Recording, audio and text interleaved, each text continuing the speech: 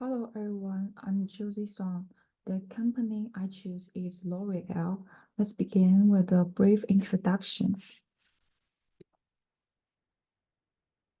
So for the introduction part, L'Oreal, founded in 1909, stands as the world's largest cosmetics company with its headquarters in Clichy, France.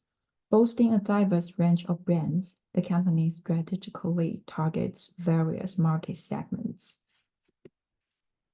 Then, for the acquisition, on April 4th, L'Oréal of France acquired Hermès Holdings ASAP, a Melbourne-based cosmetics retailer from Nature Cosmetics Australia, for about $2.5 billion in cash. The purchase of ASAP was its biggest acquisition ever. So the purposes of the transaction were for L'Oréal is to strengthen its operations and for Nature to undertake financial leverage to focus on its strategic priorities. Now let's move to the next page to discuss some background for the acquisition part. When it comes to growth, fashion companies frequently choose to buy it off the rack. They expand by acquiring already popular luxury brands and build a robust portfolio of different products that can include alcoholic beverage and skincare brands, as well as clothing. Founded in 1987, Aesop sells personal care products like body scrubs, facial cleansers, and perfumes. It operates around 400 locations in the America, Europe, Australia, New Zealand, and Asia. Aesop generated 537 million in sales in 2022. It opened its first store in mainland China last year. So to have a better understanding of this acquisition, I did some analysis. The first one is a DuPont analysis, which consists of three parts: profit margin, asset turnover, and the leverage. The formula is shown in the slide. Here are some information we need to use in our calculation: total assets and total equity in the balance sheet, total revenue and net income in the income statement.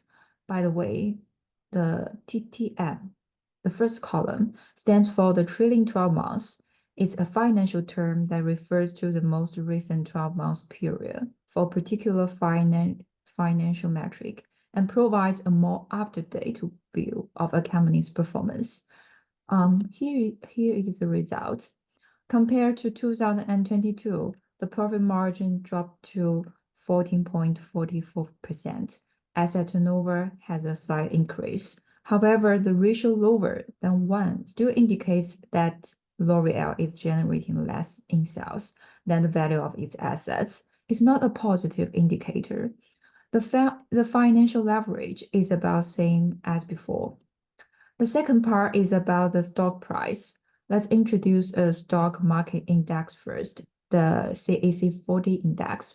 The CAC 40 is a benchmark French stock market index.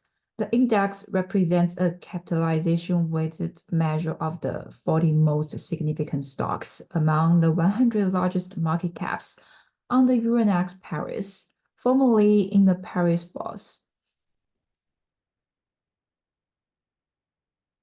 Now we can see two tables in the side. Looking at the data in the last column, we can find that the company stock has outperformed the CAC 40, which indicates that the company is performing well relative to the broader market. And also here is the stock price on the announcement date. So we can know that the L'Oreal stock inched up 0.6% on Tuesday morning in Paris.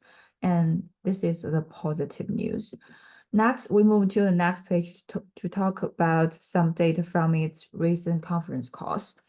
For these three parts, operating profits, profit before tax, and associates, and earnings per share, the increased by 30.7%, 10.4%, and 11.2% respectively, which indicates that L'Oreal performs better.